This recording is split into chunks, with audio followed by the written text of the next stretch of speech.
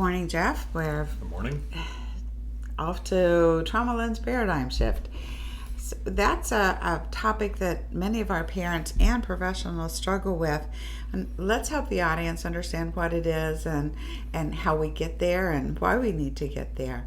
So first, help our audience understand what is a trauma lens paradigm shift. Well, we all view the world through, what we're calling a paradigms. Things that we were taught, the way we were taught to look at the world, the way we were taught to experience it and interact with it.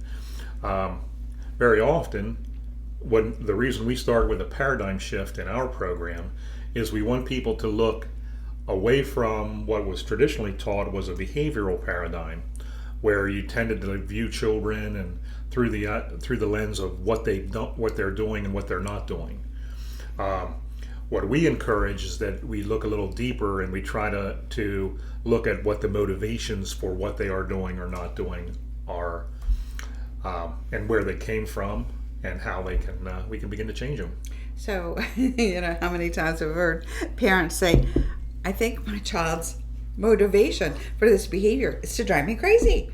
Well, that's a good example. That's an example of applying our old paradigm. We look at the behaviors and we look at the situations that go into it, and we say, well, the only reason I can figure out why they would still be doing this is if they're trying to drive me crazy. But of course, with the new paradigm shift, there is another reason, and in fact, a more accurate reason than that one. So when you say there is a reason for these drive me crazy behaviors, what are you talking about?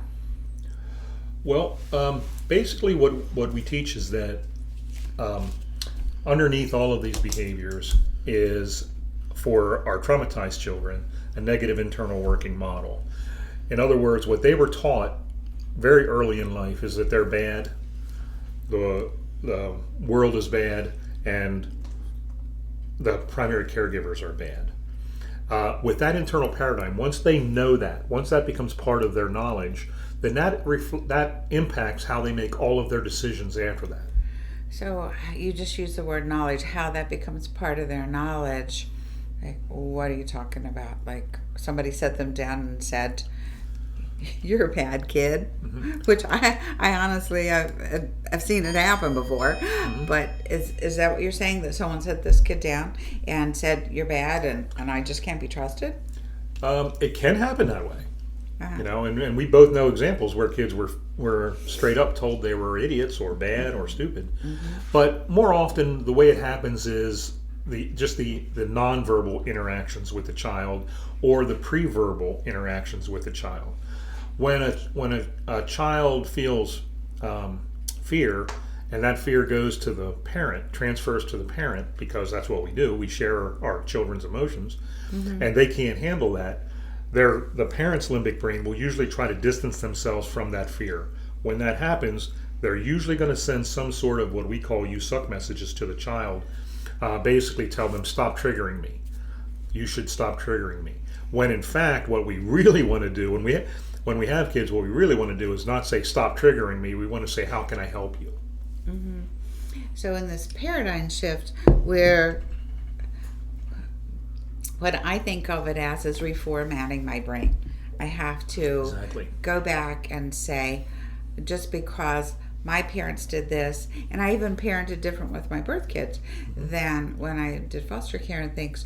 So I have to go back and reformat my brain, and I'm going to use, I think, your words, see this child differently. I love that concept of reformat, because that's what the paradigms are. They're formats. Mm-hmm. They're formats that lay in the back, and a lot of times they come from how we were parented. I always liked Covey's. He uses the term mental map. It's like, mm-hmm. I have this big mind map in my brain, and it's like all these lines, and so when it comes to behavior for a birth kid, the lines go this way, but for a child in foster care or adopted kid, the lines go this way. So there's different maps mm-hmm. in my head. And then there's the people who were parented in such a way that they're now going through life going, well, I'm not going to do it that way. Mm-hmm. That's kind of an anti-paradigm. They mm-hmm. have in their brain, they have ways that they don't want to do it, but that's not nearly as effective, because Well, the classic example is the gray horse. Don't think of a gray horse. Whatever you do, don't think of a gray horse. I don't want you thinking of a gray horse now. Never, ever again think of a gray horse. Stop it. And the idea is that the more you try not to think about something, the more you force your brain to think about it. So what helps with that shift? We may be saying, this isn't working, or I don't want to do it this way. Well, the first one there is the big one. What's that? What I'm doing is not working. I'm not sure I've ever run across anyone that was able to intentionally change their paradigm if their old one was working for them. That's true. And what we find with adults, who are trying to raise traumatized children, is that what they're finding is their old paradigm doesn't work. No matter how much they try to consequence or reward or, encourage or discourage, what ends up happening is the child just continues with the behaviors that are considered problematic. And I think, I'm going back to our old family-based days of when we walked into families with that going on, the parent was still firmly cemented in their parenting and defining the child as bad. Well, and that's why we developed this material, because you can't get out. It's very, very hard. I don't even know if it's possible to get out of an old paradigm if you don't have a new paradigm to get into. Something to go to.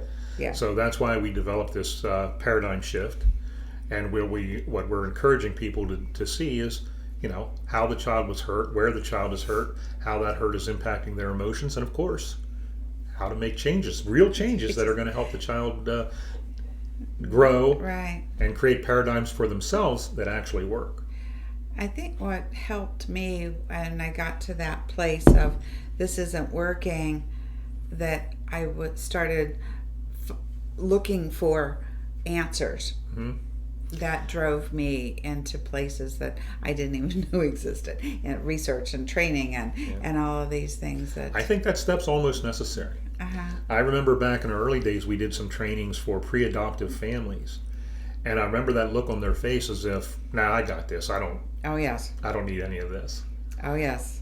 I remember sitting down with one parent and I'm saying, "I just went through your child's evaluation, and they got 50 some odd behaviors," and they're like, "We've got this. They're not that big." It was like, whoa. Well, that's because that old paradigm is resting in the back of their head saying, my old paradigm works. I know how to change this. Yeah.